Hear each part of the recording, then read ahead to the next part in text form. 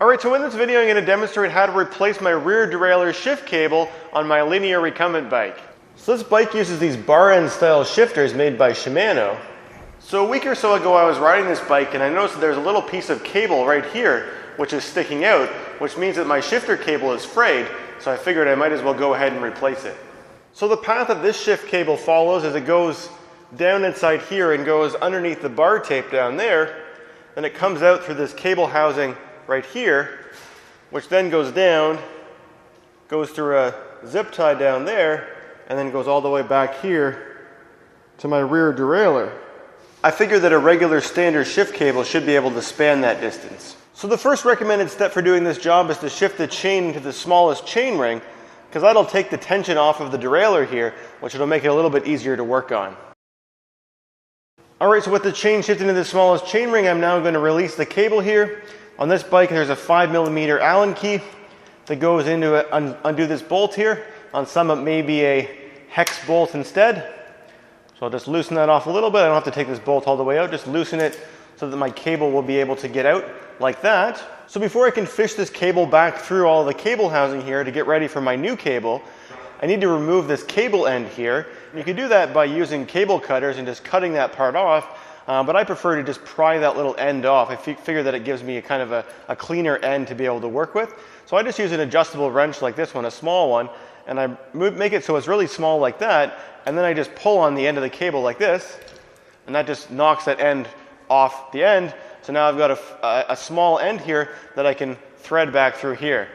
Alright, so now to get my old cable back out, I need to pull it through from here, and that's the end of the cable there, that little cylindrical thing there, but I can't actually grab onto it like that. So I'm just going to push this back through here, which will make it pop out the other end. So now I can just grab onto that cable with a pair of pliers and just pull it through, and it should pull that cable all the way out from inside of there. And you can even see there's a little piece left over from the part of the cable that got frayed. I can pull that part through too as well.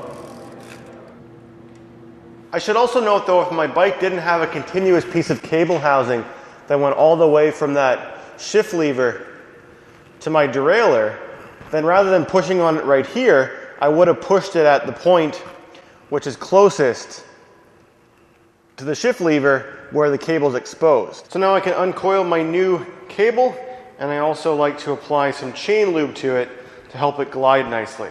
So now I can start threading my new cable back through the same path that the old one took, and it goes nicely from here right down into that piece of cable housing that goes through here.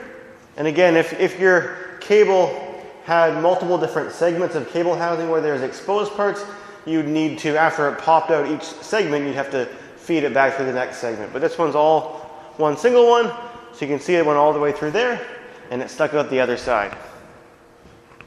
So they sell this cable such that it can fit on lots of different bikes. So as you can see on my bike, I've got a whole lot of extra cable here. So eventually I'll just cut that extra piece off. So since my first step was to shift into my smallest chain ring, and I've left my front shifter so it was also in my smallest chain ring, I should be able to put this cable back on here and not have to do too much adjustment afterwards.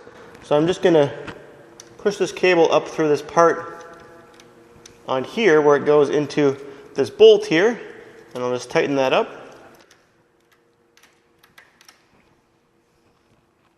And just so this little piece of cable doesn't get in my way while I'm doing my adjustment, I'm just going to coil this up. So I am going to do a little bit of test riding to see if I've got it in the right spot, although eventually I am going to just clip all this extra end piece off.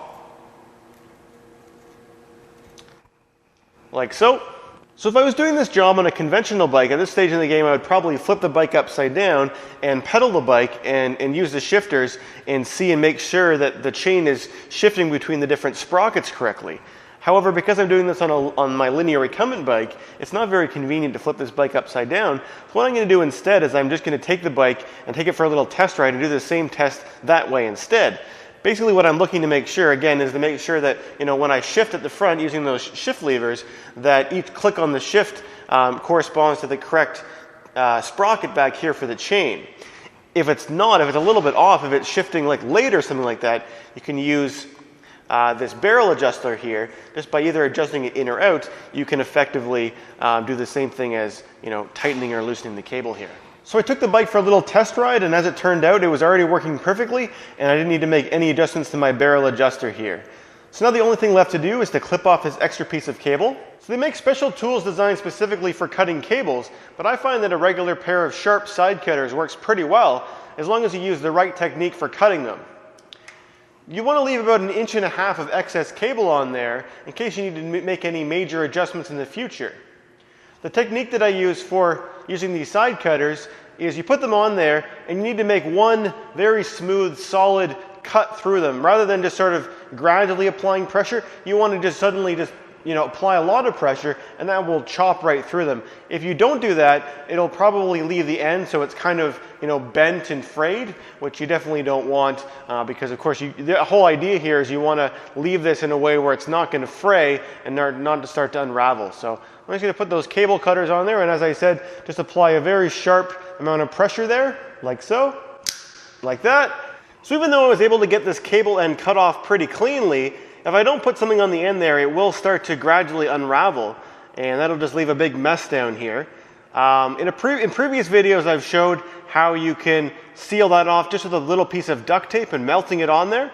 But in this video, I'm going to use just one of these aluminum cable ends, very similar to what I took off of there, and that just slides onto the end like so, and then you just use a pair of needle nose pliers to crimp that on there like that. And similar to how we use the side cutters, you want to just apply a very sudden amount of pressure on there to crimp it on like so.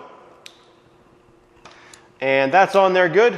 That's not going to come off unless I use something to pry it off like I showed earlier in the video. So that concludes this video demonstrating how to replace the rear derailleur shifter cable on a linear recumbent bike. If you have any questions, please let me know in the comment section below, and thanks for watching.